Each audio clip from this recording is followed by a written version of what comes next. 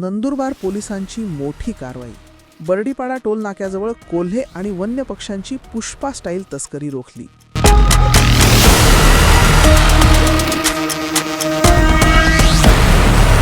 वन्य प्राणी आणि पक्ष्यांच्या अवैध तस्करीचा एक मोठा डाव नंदुरबार स्थानिक गुन्हे शाखेने उधळून लावला आहे.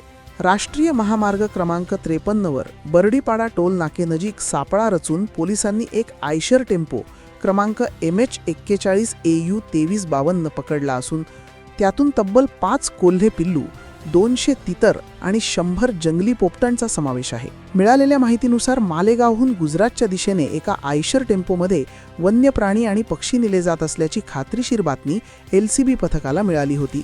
या माहितीच्या आधारे पोलिसांनी बर्डीपाडा टोल नाकेनजीक नाकाबंदी केली. संशयास्पद टेम्पो अडवून तपासणी केली असता टेम्पोच्या मागील भागात वर भाजीपाल्याचे, खाली कॅरेट्स तर खालील कप्प्यांमध्ये पुष्पा स्टाईल रिकामा जागा वापरून त्यात वन्य पक्षी आणि प्राण्यांना पिंजऱ्यांमध्ये कैद केलेले आढळून आले. पोलिसांना असा धक्कादायक दृश्य पाहायला मिळाले. पिंजऱ्यात वन्यजीव तस्करांनी अत्यंत क्रूरपणे या मुक्या प्राण्यांना डांबून ठेवले होते. 5 कोल्हे पिल्लू लोखंडी जाळीच्या पिंजऱ्यात बंदिस्त होते. 300 पक्षी, यामध्ये 100 जंगली पोपट आणि 200 तितर पक्ष्यांचा समावेश आहे.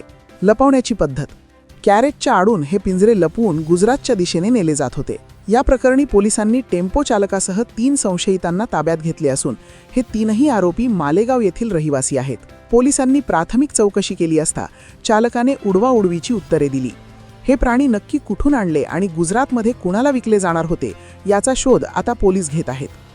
या घटनेची माहिती मिळताच वन विभाग, पशुसंवर्धन विभाग आणि स्थानिक पोलिसांनी घटनास्थळी धाव घेतली. सध्या विसरवाडी पोलीस ठाण्यात गुन्हा दाखल करण्याची प्रक्रिया सुरू आहे. जप्त केलेले प्राणी आणि पक्षी वन विभागाच्या ताब्यात देण्यात येणार असून त्यांची वैद्यकीय तपासणी केली जात आहे. वन्यजीव तस्करीच्या मुळाशी जाण्यासाठी पोलिसांचे पथक कसून चौकशी करत असून यामागे मोठे रॅकेट असण्याची शक्यता वर्तवण्यात येत आहे.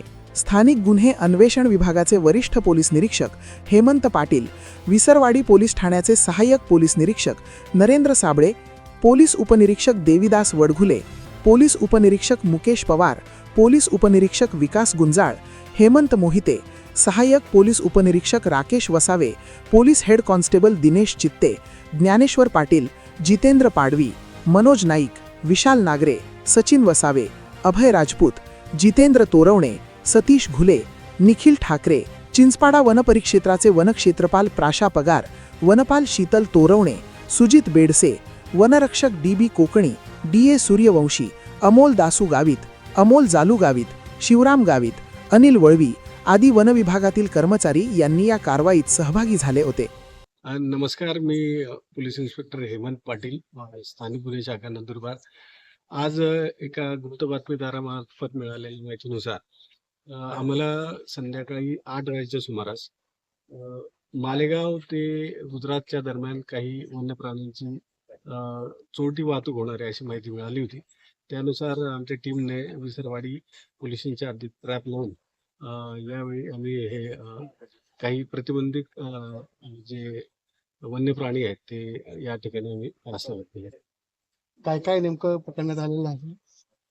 यात मुख्यत्वे करून 5 इंडियन फॉक्स आहेत, 199 तितर आहेत आणि 90 पॅरेट्स आहेत. साधारणतः किती लोक घेऊन जात होते, किती लोकांवर गुन्हा दाखल यात होता? मागे जे वाहन आहे आयशर वाहनासह 3 इसमांना आम्ही ताब्यात घेतली. सर, नेमकं हे कशासाठी घेतले जातं? प्राथमिक अंदाज काय नेमका? नाही, ही जे प्रतिबंधित वन्य प्राणी आहे, यांची तस्करीसाठी ही चोरटी वाहतूक झालेली आहे. प्रथम दर्शनी इतकंच निष्पन्न झालं.